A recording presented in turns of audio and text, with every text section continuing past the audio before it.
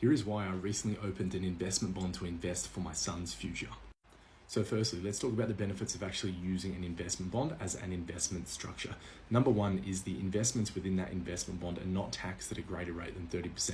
Now, depending upon the underlying investments selected, the tax rate can be a lot less. A lot of the investments that we use in investment bonds, the internal tax rate in that account is usually about 15 to 20% based upon franking credits, etc. So the tax rate in the investment bond is very low comparative to that of the highest marginal tax rate here in Australia, which would be 47%, including the Medicare levy. So for my own situation in my family group, we're both in the highest tax bracket, myself and my spouse, and therefore if we're investing in our own names, that is going to be taxed at a rate of 47% as opposed to investing through the investment bond, which is a much lower tax rate.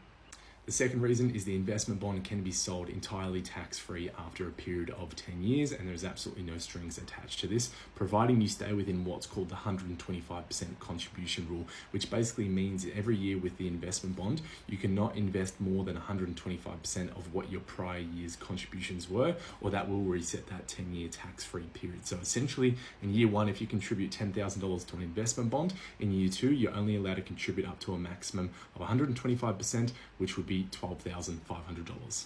Another reason is because investment bonds are an incredibly flexible structure in terms of being able to transfer that at a future date. So if I want to transfer that to my son at any point in time, ultimately I can, but for the purposes of why we set this investment bond up for my son Leon was so that we can cover future private schooling expenses. And also as a side one for business owners, they are creditor protected. Now, of course, you might be saying, well, that's too good to be true. What are the possible downsides? Well, some of the downsides might be is if you're not in a high tax bracket, using an investment bond probably isn't a good structure for you in the first place. There is that 125% contribution rule, so it's not unlimited in how much money you can invest in an investment bond every single year, much like superannuation. But in year one, it is unlimited in how much money you can put into an investment bond. And then finally, some investment bond providers do have a very limited investment choice if you compare that to a regular investment account. Now, just because I'm doing this for my own situation and for my son Leon, that doesn't mean you should, but if you want to have a chat about this and whether you should be looking at something like this for your own kids, feel free to reach out.